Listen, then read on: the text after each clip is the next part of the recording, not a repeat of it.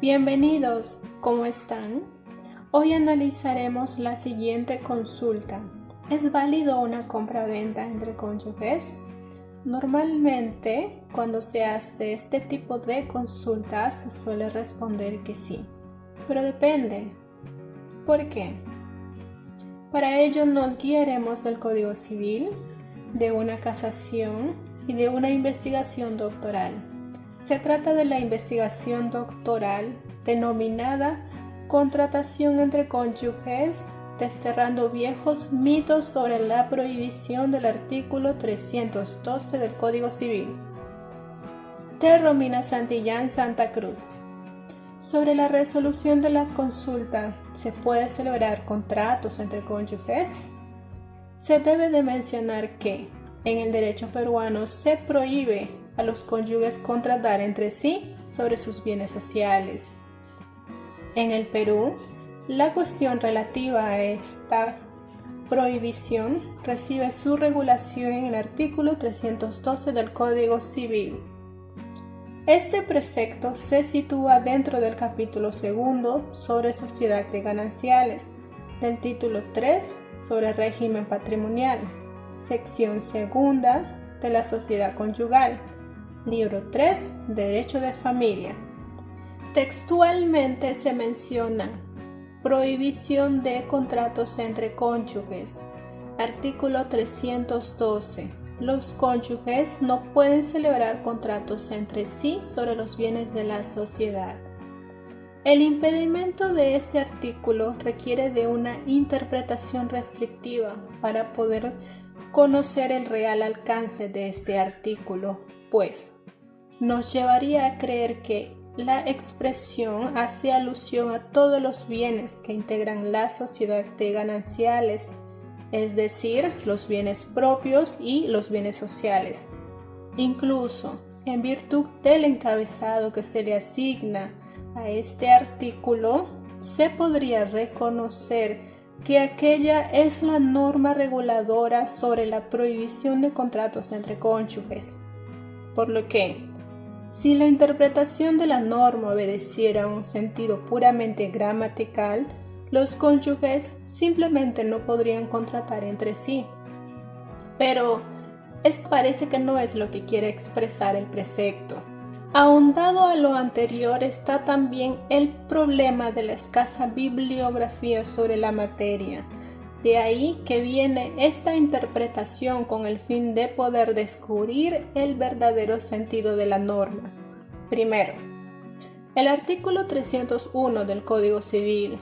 En el régimen de sociedad de gananciales puede haber bienes propios de cada cónyuge, así como bienes de la sociedad, donde estos últimos no serían más que todo que los bienes comunes.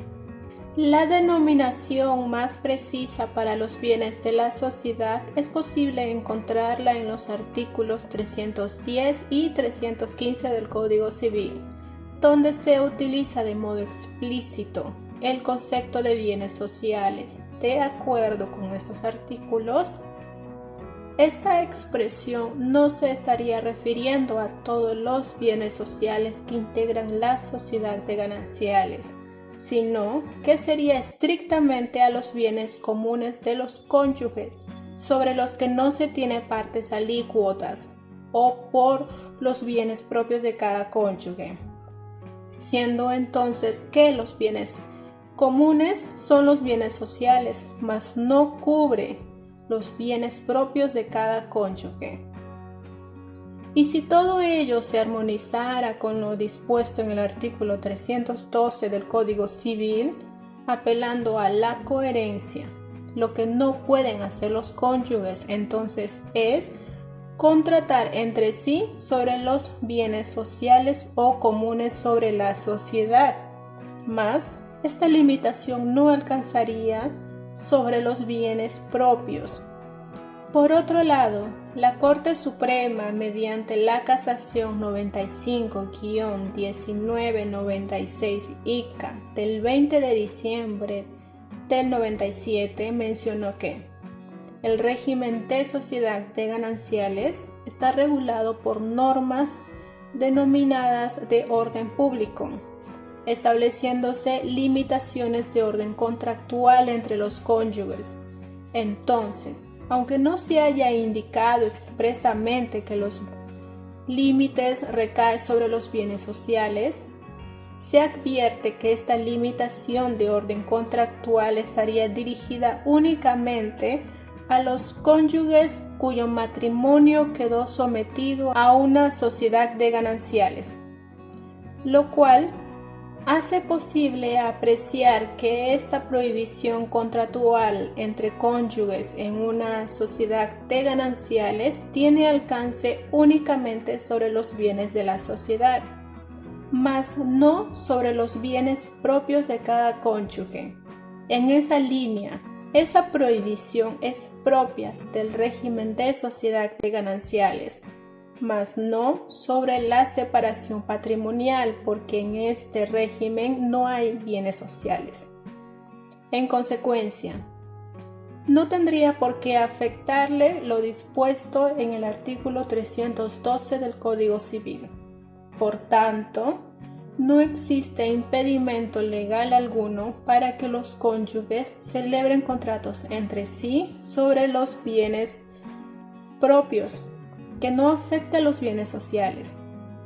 ¿Qué tal si esta prohibición contenida en el artículo 312 estaría siendo prohibida en favor de terceros, aun cuando ello comporte una restricción a la libertad de los cónyuges?